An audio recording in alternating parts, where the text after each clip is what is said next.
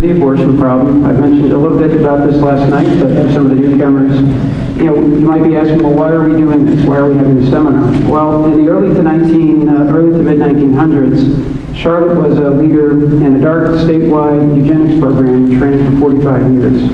And around the time it ended, abortion became legalized in North Carolina. And Charlotte is now the abortion capital of North Carolina. And those statistics, as I think we'll learn, are not coincidental. The city today also suffers from moral and cultural problems, including a homicide and human trafficking epidemic.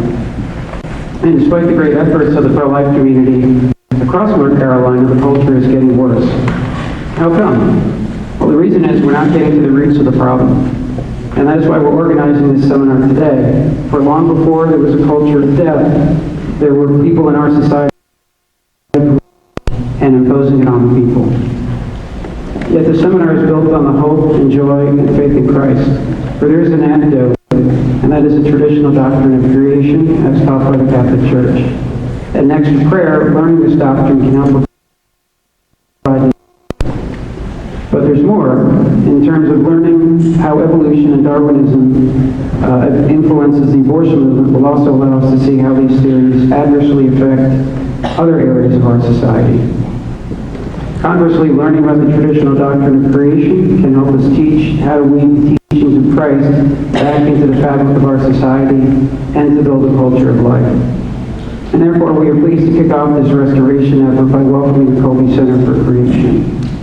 And the Colby Center was founded in 2000 by Hugh Owen, and it's a Catholic lay apostolate dedicated to proclaiming the truth about the origins of man and the universe. And the Colby Center seeks to educate the public, particularly within the Catholic Church, about the truth of creation as revealed in sacred scripture and sacred tradition, as confirmed by the findings of modern science. Its work has been endorsed by many in the Church, including Bishop Athanasius Schneider, Exorcist Father Chad Ripperger, and most recently His Excellency Paul Banyanka, the Archbishop of Mbara, Uganda, where the Colby Center has made many presentations.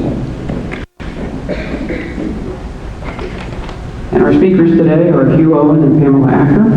And Hugh Owen I introduced last night. He's the founder and the director of the Colby Center. He attended Princeton University. He converted to the Catholic Church in 1975 in the Eastern Rite. He received a BA in Honors from NYU in History and received a Master's in Education from the Bank Street School of Education in New York City. He's worked in education for many years as a teacher and administrator. And he's also, for the last 2 decades, served the church as a writer, editor, and lecturer. And he's also, for 13 years, previously served as the director of religious education for St. John Bosco Parish in the Diocese of Arlington, Virginia. And our other speaker today is Pamela Acker. And Pamela holds a bachelor in biology from Southeast Missouri State, and a master's degree in biology from the Catholic University of America. Prior to working as a teacher, Pamela was involved in biological research as a whole genome library maker in the genome at Washington University in St. Louis. She has taught science in a variety of settings from middle school to college since 2008. And she also has conducted research in vaccine delivery using T4 bacteriophage nanoparticles and was briefly involved in researching novel gene regulation mechanisms. She currently lives near Cincinnati, Ohio, and please give a warm St. Mark welcome for Pamela Acker.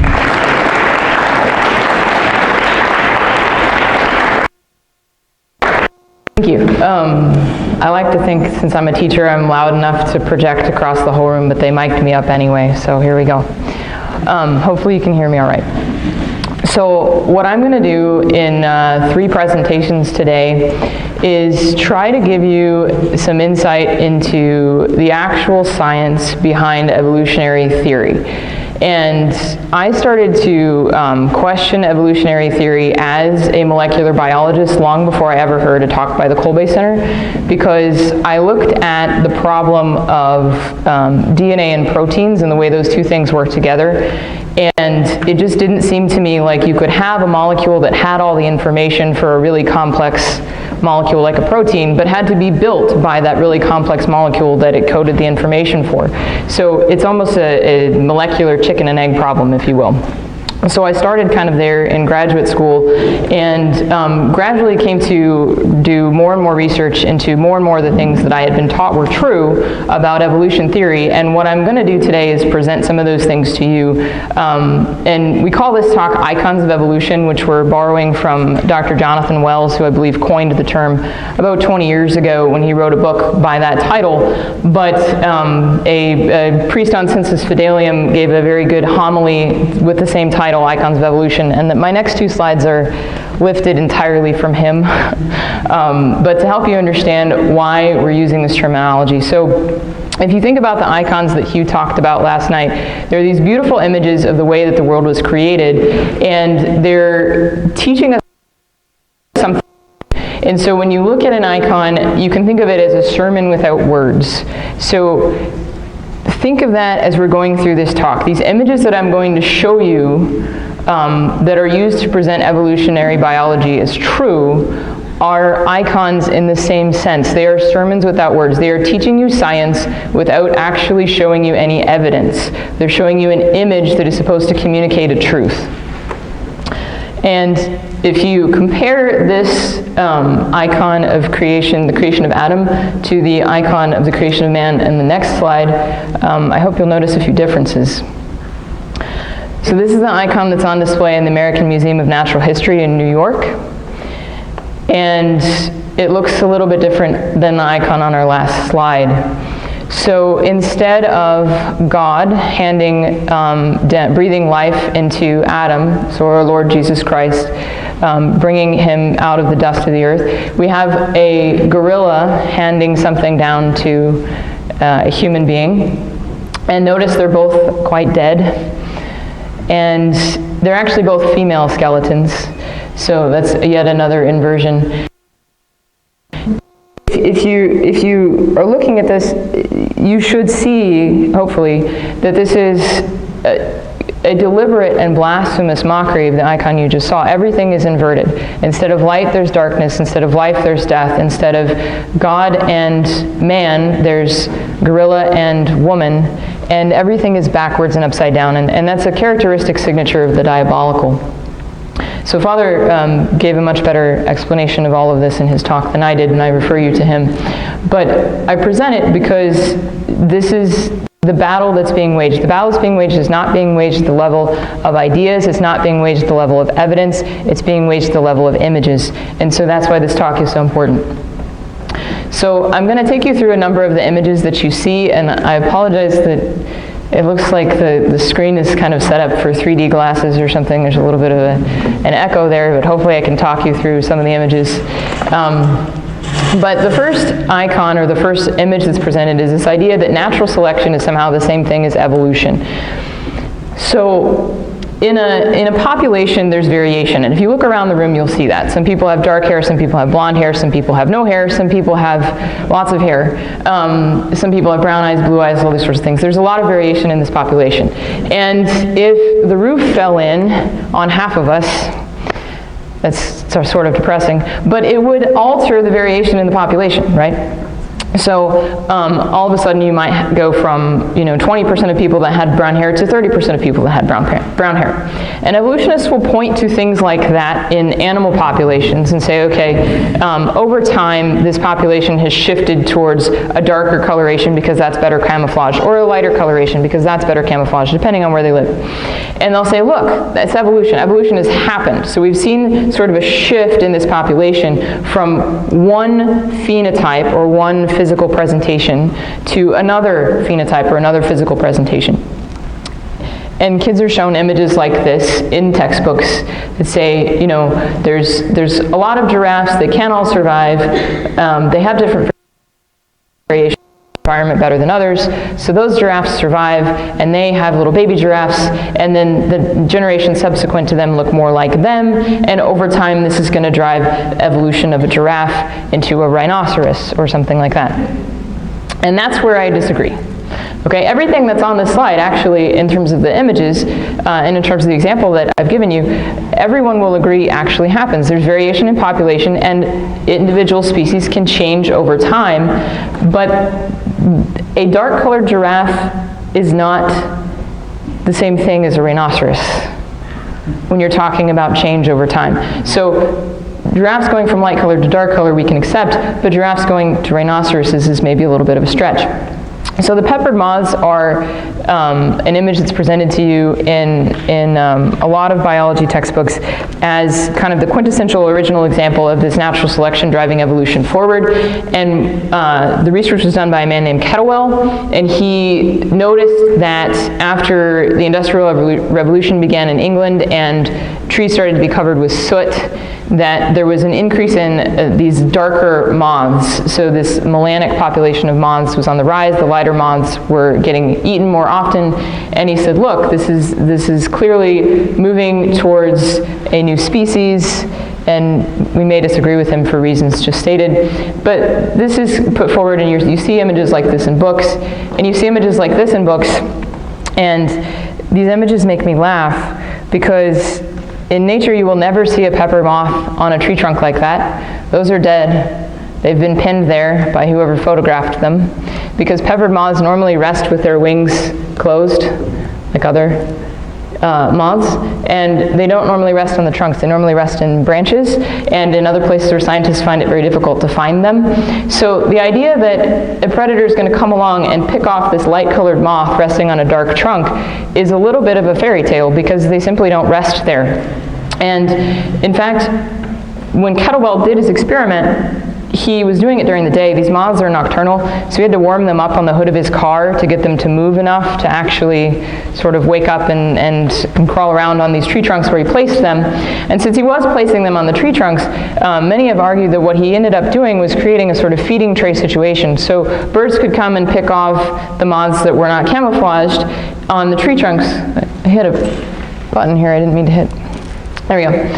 On the tree trunks, and he got the data that he expected because he set up the experiment in a way that that was the only thing that was going to happen. So, and he did the experiment over the course of 5 days, and for the first 4 days, the results that he got were not statistically significant, and somehow, on the very last day, he accumulated so much data that his results became statistically significant. So I don't know what fairy wand he waved.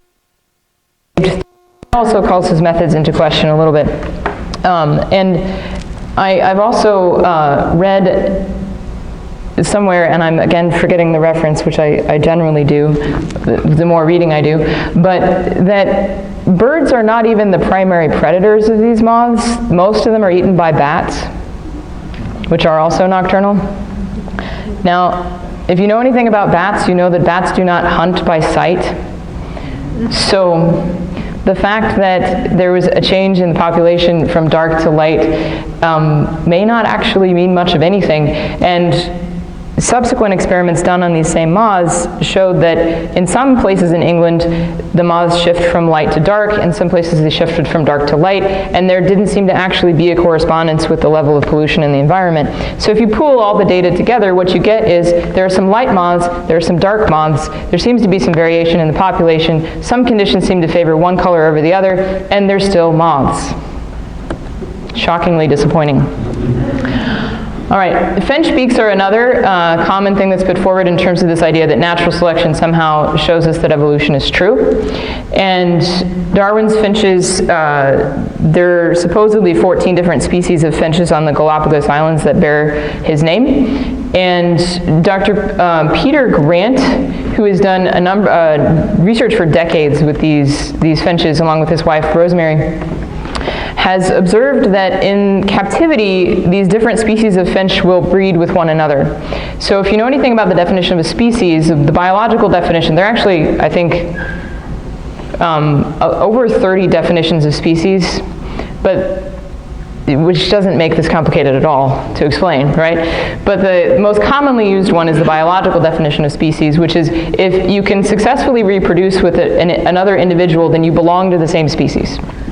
So these individuals are able to interbreed in the wild, which would actually reduce the number of species of finch from 14 to about 6. So what we're actually seeing is not, sort of this rapid speciation where individuals from a common parent population are becoming more and more different over time. We're seeing actually that these finches are kind of remaining closer to the original ancestral population than we thought, so that they can still interbreed when they're introduced in captivity. But Dr. Grant also noticed during a drought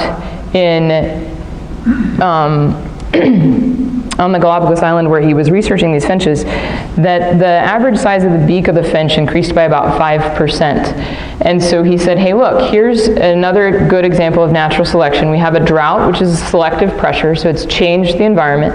That's made larger beaks more suitable. So now the larger beaked individuals, they're having more, laying more eggs, and those eggs are hatching, and then the next generation has larger beaks overall. And so we're seeing sort of this directional shift that we would expect, or we would predict if evolution were true. Well, the drought ended a few years later, and what happened with the birds was that the beaks reduced in size back to about what they had been pre-drought. And this was a rather unexpected result, because if evolution is change over time that's driving a finch to be something else, then you would expect it to keep sort of progressing along away from the mean rather than returning back to the mean once environmental conditions change again. So this is actually a huge problem for the idea that natural selection can drive evolution forward, because if I have variation in a population that oscillates around a mean, really what my population is doing is kind of going back and forth across this line that we could call normal or wild type.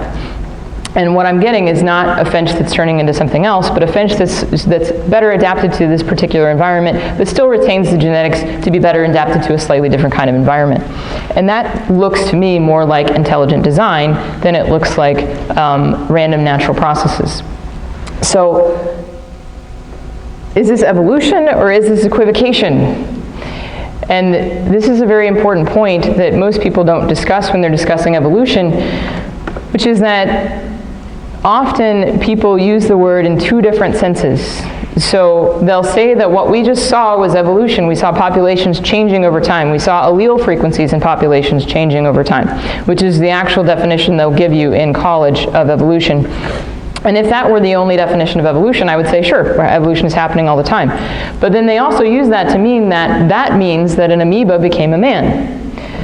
And that's a slightly different thing. And so when you're arguing with someone about evolution, you need to make a distinction between this idea that a light-colored giraffe can become a dark-colored giraffe, or a small-beaked finch can become a large-beaked finch, and the idea that an amoeba could become a man. Because they're two different things, and they're not equivalent. So the second icon I'm going to talk about is the fossil record.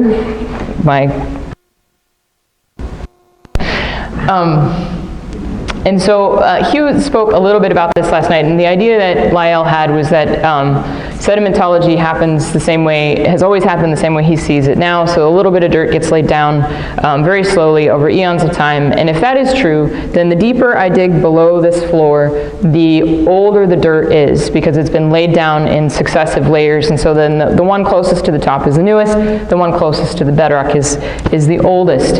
So if sediments were laid down that way, then we would expect that as I dig deeper and deeper and deeper, I'm getting sort of snapshots into the past. So any fossils I find, 10 feet below the floor are going to be more recent than fossils I find 30 feet below the floor, which are going to be more recent than fossils I find 3,000 feet below the floor. So the deeper the fossils are, the older they are, is how this goes. And you'll see images that look something like this, where they'll show you kind of how all of the different ages are supposed to line up with all of the different sediment layers. And I looked at images like this for, I think, probably 2 decades before somebody pointed out to me that the reason that's a drawing and not a picture is because there is pretty much nowhere in the world where you can find all of those layers in that order. So about 99% of the Earth is missing one or more layers. And that's actually evident in the Redwall Mauve contact, I may have mispronounced that, in the Grand Canyon, where, I can't see my slide, there are about 150 million years missing from the sediments there if we accept evolutionary timescales. So I don't know about you, but I wouldn't want to be the geologist who came home one day and said, Mom and Dad, I lost 150 million years today. Don't know where they went. So that's kind of an anomaly that isn't explicable if you apply the idea that the sediments were laid down slowly over time. And there are a couple of other anomalies that are kind of inexplicable. One is that we keep finding animals in strata that predate their supposed evolutionary origin. So what I said earlier about digging deeper down into the floor, say you would expect to find vertebrates only 1,000 feet deep. I'm making these numbers up because I'm not a sedimentologist. So just for comparison, you'd expect to find vertebrates only 1,000 feet deep, and you expect to find, much simpler life forms below that. But we keep finding things, say, at 1,500 feet or 2,000 feet, things that are much deeper in the rock than they should be, which suggests that they were alive a lot longer ago than we thought they were, if these sediments are all laid down in order. But it's possible that the sediments are not laid down in order, and one of the most interesting evidences of that is polystrate fossils. So again, it's a little hard to see the layers here on the Yoggins, Nova Scotia picture are probably the easiest ones to see, because you can see some of the breaks in the rock. But there are dozens of different layers of sediment in that photograph that you could see if you were looking on the computer up here, and it was a little more clear. And right in the middle is a big column. And sometimes if I'm presenting to children, I ask them what they think that is, and sometimes they'll say it's a tree, and then they would be right. So it is a tree, but it's a tree that's missing branches and missing roots. It's just the trunk. And that tree apparently was set upright somehow with no roots, and then sediment was laid down over millions of years as the tree did not rot, and then it was eventually covered over. And that's what you have to presume if you think the sediments were laid down slowly, successively, one layer at a time. There's an alternative explanation that Mr. Owen's going to talk a little bit more about in his flood talk, which is the idea that sediments can be laid down, layers of sediments can be laid down at the same time. And you can actually demonstrate this very simply. If you go home and you take some sand and some dirt and some rocks and you put them in water in a jar and you shake them up, and they do settle out, and you end up with layers that were all laid down at the same time. But it's even more impressive when you can do it in a laboratory with a flume. So you have flowing water that's laying down multiple layers at the same time. And these fossils fit the idea that all these sediments were laid down at the same time a lot better than they fit the idea that they were laid down sequentially over millions of years. So this would imply rapid burial, and also implies lots and lots of moving water. And I don't know about you guys, but I feel like there was something written once upon a time about lots of moving water that covered the face of the earth. And there are a few more fossils that fit that model. These clams are very interesting. Usually when a clam dies, it's because something has pulled it open and eaten it. Or if it dies, sort of natural causes, it will relax its adductor muscles. There's two muscles on the sides of the clam that pull those shells tight shut. It will relax its adductor muscles, and then something will come along and scavenge it. So most of the time you see shells on the seashore, you see only half of a shell, or you see, on those very rare cases, a shell that's open, but it's still pretty empty. This is not a normal way for a clam to die, clamped tightly shut.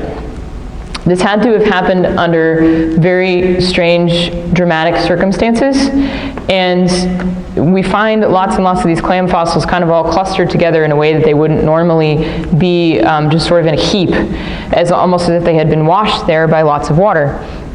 And if a clam were to experience the tumultuous events that happened at the beginning of the flood, it would probably clamp tightly shut in order to protect itself. And so we would end up with fossils like this.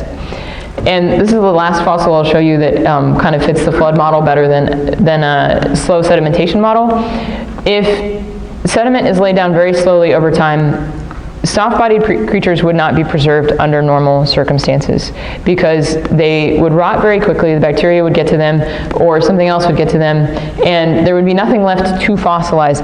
But not only have we found entire fossilized cephalopods, we found entire fossilized soft-bodied creatures from a lot of different walks of life, and even things as tiny as embryos have been found fossilized. So something extremely delicate and fragile. And in 2009, we even dug up a fossil that was so well preserved that the researchers could write with the ink in the squid. So pretty excellent preservation there, which implies rapid burial. So the fossil record actually doesn't fit very well with evolutionary theory. It looks more like something that would have been produced by some kind of cataclysm or catastrophe. The third icon I'm going to talk about is missing links. There was a trial in Kansas City in the 1990s, and I'm forgetting the name of it, but it had to do with whether or not creation science could be taught in public schools, and the creation scientists lost. And a very famous gentleman by the name of Ken Miller testified at this trial. And I've seen video of the testimony. It's on YouTube. He sort of presented, unveiled at some point, it was very showman-like, this missing link sequence. He's like, well, you people over here who want to teach intelligent design, you're claiming that there are no missing links. Look, we have this wonderful sequence with all these missing links, and it's fabulous, and here it is. And so this is yet another icon that you're presented with. And the icon shows you this little tiger on speed up here, becoming some sort of mole rat, which becomes some sort of almost hippopotamus-like thing, except it has a really long nose, which gets slightly more flipper-like things, eventually loses its legs and becomes a whale. And usually when I show this to kids, they're laughing at this point, so feel free to do that. But this is the image that they're shown. This is the image that the kids are shown. This is actually pulled from a website designed to teach kids about evolution. And I got it from my former department chair 3 schools ago, who wanted me to teach evolution in this particular manner. So there are some problems with these missing links. And one of them, so I'm going to ask, there's some young people over here who may or may not be listening. Now they are. Okay. Guys, I want you to give me a thumbs up or a thumbs down. Do you think the Pakicetus is the one on the top, or the Pakicetus is the one on the bottom? And I'll go back to the previous slide and give you a little bit of a hint. The Pakicetus is the second one down. Okay? So you got that in your head? You ready for the next slide? They're looking at me like I'm crazy. Okay. Is the Pakicetus up or down? Yes, I got a lot of ups. Thumbs, good. Okay. All right. Actually, the Pakicetus is both of them. What? So both of these are artist renderings of Pakicetus, and this gives you a little bit of an inkling of the problem with artist renderings. And paleontologists joke that if they'd never seen an elephant and you gave them a skeleton of one, they would probably construct a Titanic hamster on it. So, you know, there's certain things about the bones and about where muscle insertion points go, and you can construct. I mean, you wouldn't construct a shark on this skeleton, right? But you can construct things that look different enough that all these young people rightly concluded they could be different species. But they are actually both Pakicetus. And if you look at the second guy down, he's also slightly different from those 2 representations. So we have 3 different representations of what this animal would have looked like. And if I searched the internet, I could probably find a number more. The primary problem with the way that this is presented, besides the initial icon that we saw, which I'll point out some more problems with, is that you're given information that has not actually been ever discovered or identified when you look at these images. And this is even true when you look at skeletons. So the actual skeleton of the Pakicetus that was uncovered, this is the most complete one I could find, is at the top, and the reconstructed skeleton that you will see in the museum is at the bottom.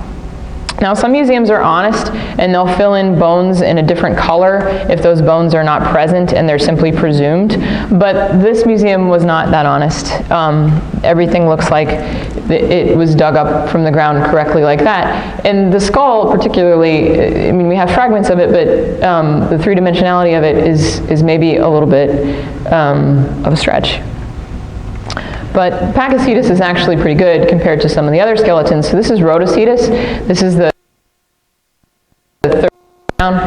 And this is the most complete skeleton of Rhoda Cetus I could find. It includes half of a skull, half of a pelvis, one leg bone, and a few vertebrae. But note that the artist's rendering shows flippers and a tail, which we have zero evidence of. And in fact, this artist's rendering was retracted because eventually they had to admit that really there is no evidence that this thing had webbed feet, and that was a complete surmise. And now, based on some studies we've done on some of the leg bones and things like that, we think perhaps it didn't swim with webbed feet, and we apologize greatly. But in the meantime, who's heard that? Almost no one. Who's seen this? Lots of people, because this is all over the internet. If you search for Rhoda Cetus, I had no problem finding it.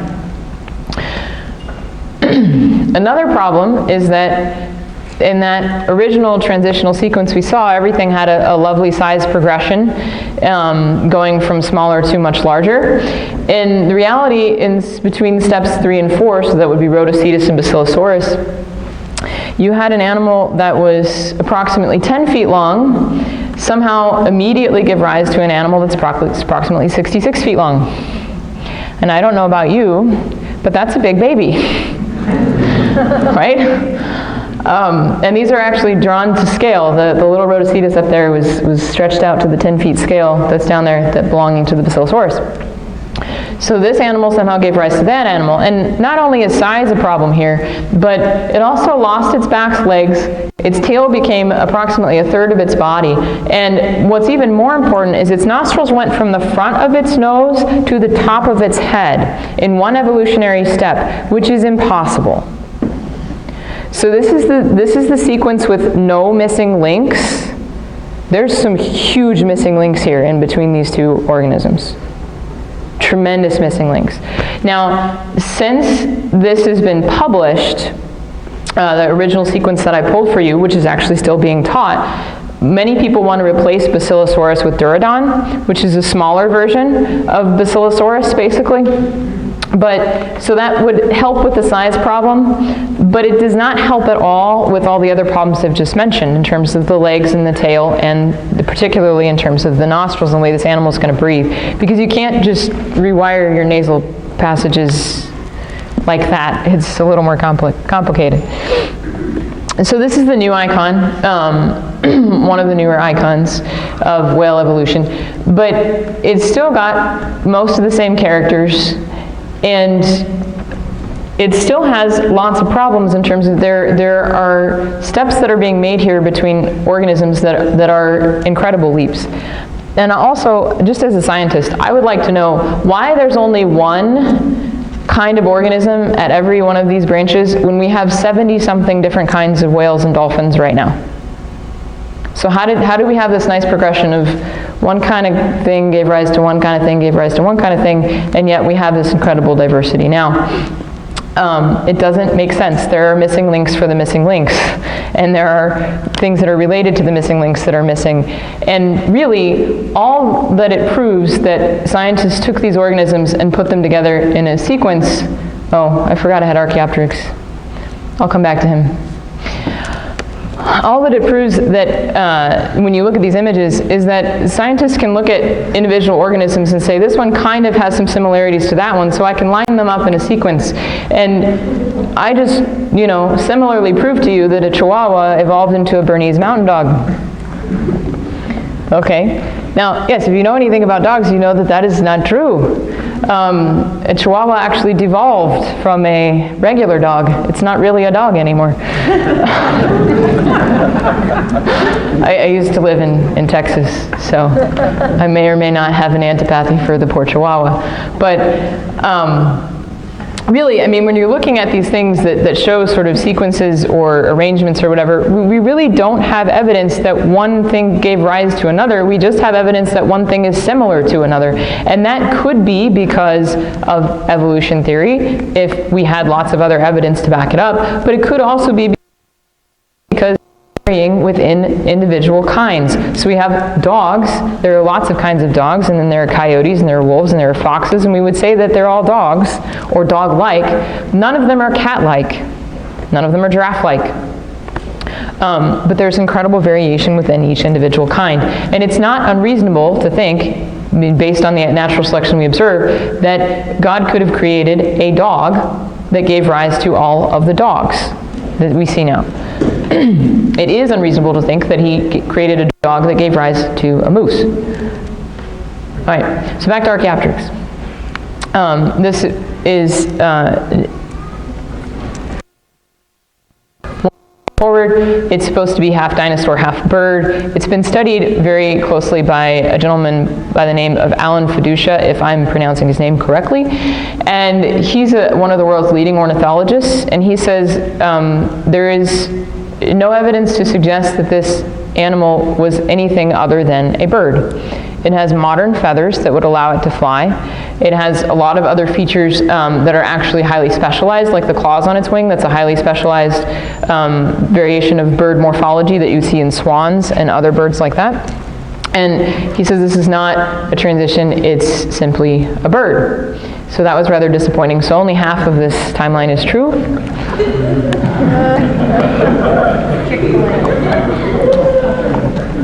I like the half of this timeline that's true. Okay, so this brings us nicely to my fourth icon, which is dinosaurs. Now, if you look at this image, or you've ever looked in a book about dinosaurs, all you will see when dinosaurs are being presented is dinosaurs, right? You never see anything else running around with the dinosaurs. You never see anything modern looking with the dinosaurs.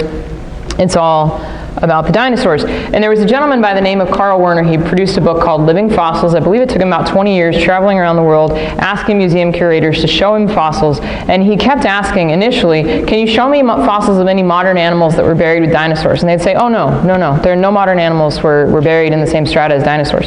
So then he changed his question a little bit, and he said, can you show me animals that, can you show me any birds that were found in strata buried with dinosaurs? And they'd say, oh yeah, we can show you some birds.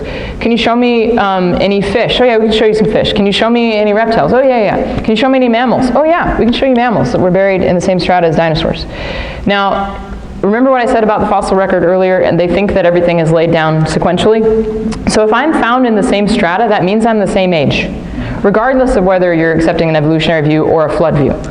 Okay, so mammals coexisted with dinosaurs, birds coexisted with dinosaurs, modern reptiles coexist with dinosaurs, modern fish coexist with dinosaurs. You're never told this, you're never shown this, you're just shown this. Dinosaurs coexisted with dinosaurs millions of years before anything else was around. Right? This is inaccurate. And one of the reasons, the most powerful reasons for doubting that dinosaurs lived millions and millions of years ago and didn't live more recently is some work done in the early 2000s by Dr. Mary Schweitzer. And you can actually find this on YouTube. There was a 60 Minutes episode that was done about it. And so this is not, crazy creationist talk. This is mainstream science.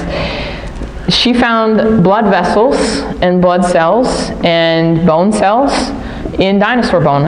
She found them entirely by accident, by dissolving the bone matrix completely away when she meant to dissolve just the outer level away. And it's very consistent. Every time they do this, they get this same soft tissue.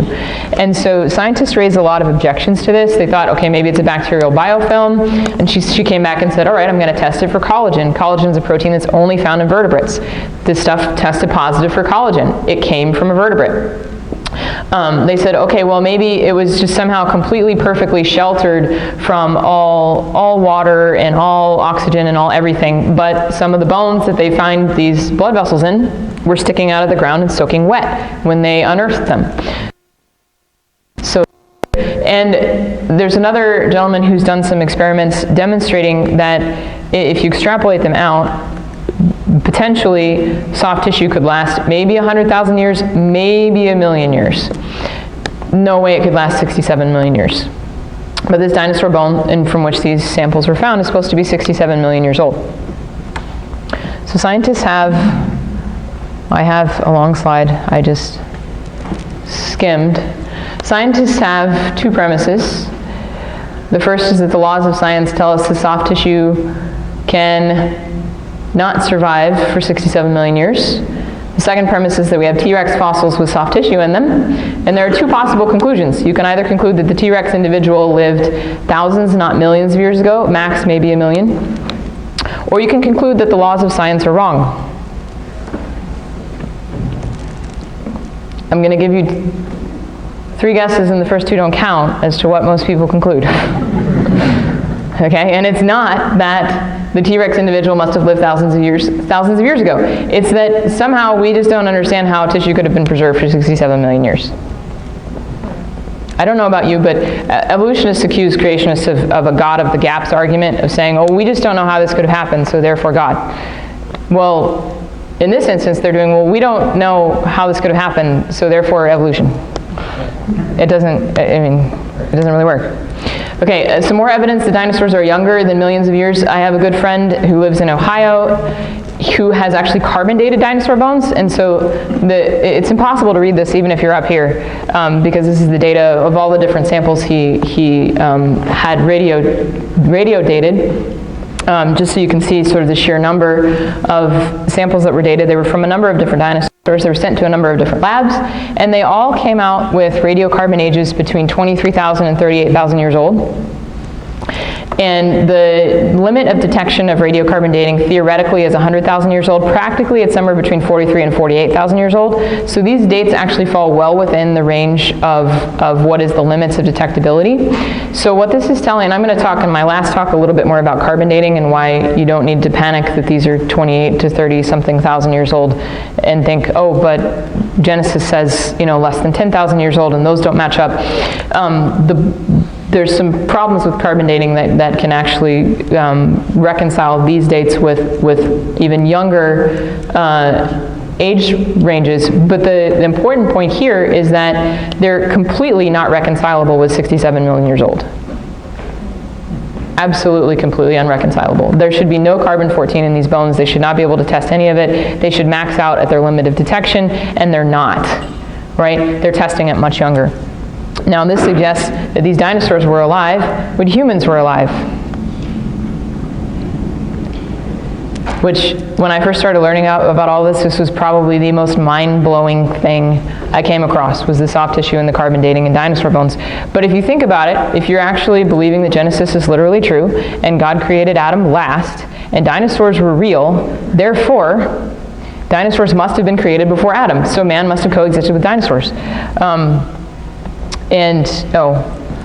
Before I get there, this is a letter you probably also can't read because of the slides, but that was sent to Mr.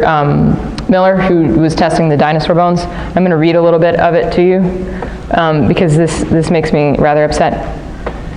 And he says, Dear Mr. Miller, I've recently become aware of the work that you and your team have been conducting with respect to radiocarbon dating of bone. The scientists at CAIS and I are dismayed by the claims that you and your team have made with respect to the age of the Earth and the validity of biological evolution. Consequently, we are no longer able to provide radiocarbon services in support of your anti-scientific agenda. I have instructed the radiocarbon laboratory to return your recent samples to you and to not accept any future samples for analysis. I'm not listening. Yeah. I can't hear you. It's a little bit ridiculous. I mean, people call themselves scientists and they won't accept samples for testing because they know what it would mean if they did. So, I've worked with scientists. I've been doing science since 2000 as a student. I've done it as a researcher in a laboratory. I've done it as a teacher in schools. And the thing that I most want people to understand about science is that it's not objective. It is done by individual human beings who have biases. And the difference between a creationist and an evolutionist is a creationist will be honest about their bias. And an evolutionist will think that they don't have any. Now, that's not always in bad faith. Often it's because they simply do not understand that they're making assumptions, because the stuff that they have been presented in these icons has sunk so deeply into their psyche they can't even think past it.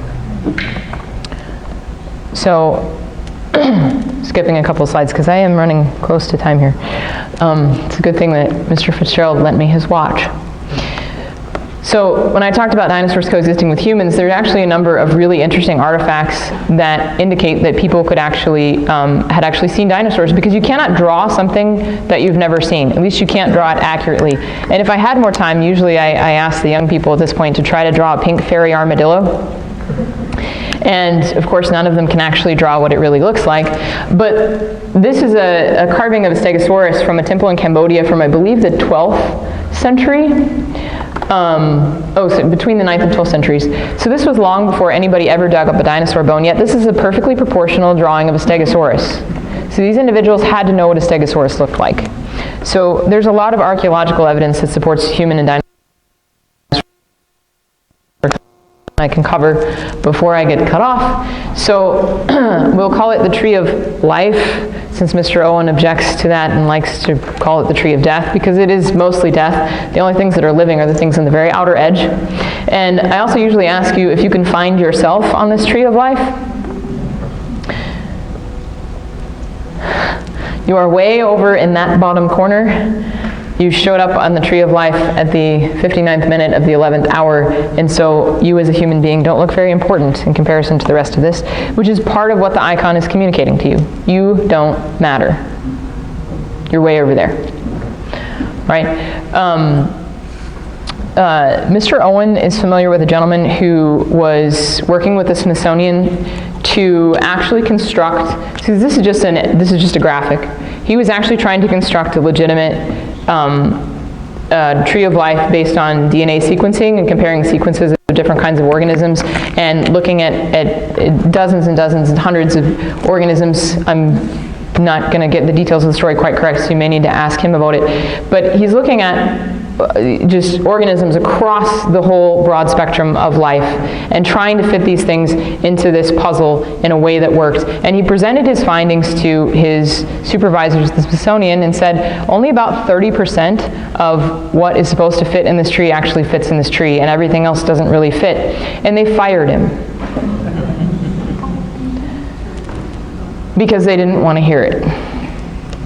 Right? So when you look at an image like this, please be aware that it has actually been tested and proven false, and that lost someone his job. Okay, so trees of life are often based on this concept of homology, which is the idea that you have similar structures that came from similar ancestors. But homology is somewhat undermined by this idea of convergent evolution, which tells you that you can have similar structures that do not derive from similar ancestors, because nobody claims that a pterodactyl is closely related to a bat, or that a bat is closely related to a butterfly, yet they all have wings that function in very similar ways. So you have similar structures that are used to create these trees of life, but some of these similar structures don't actually imply ancestry. And in fact, some very complicated similar structures, like the bacterial flagellum, are said to have evolved separately 5 different times. So not only is this complex assemblage of proteins that requires 40 different proteins to work correctly, and they all have to be present in the correct proportions at the correct time to be assembled and inserted into the, ladies and gentlemen, it happened 5 times independently. We've just made evolution infinitely more impossible. But that's okay. So this does actually lead us to a little bit of a case of circular reasoning, because we have homologous structures that are supposed to indicate that an organism has a common ancestor, but the common ancestor is what is the reason that allows us to determine that these structures are homologous. So we really have to be able to prove that they had a common ancestor before we can say that the structure is homologous. But often the common ancestor is assumed, so therefore the structure is homologous, so therefore we've proven that these animals have a common ancestor. Yeah, don't ever do that, guys. Okay? So it's circular logic, bad arguments, bad reasoning. And I think I'm just going to have to pick up in my next talk with ostrich wings, because I'm 5 minutes over and I can see people pacing in the back. So I will stop there. Thank you, Pamela. Let's give a round of applause.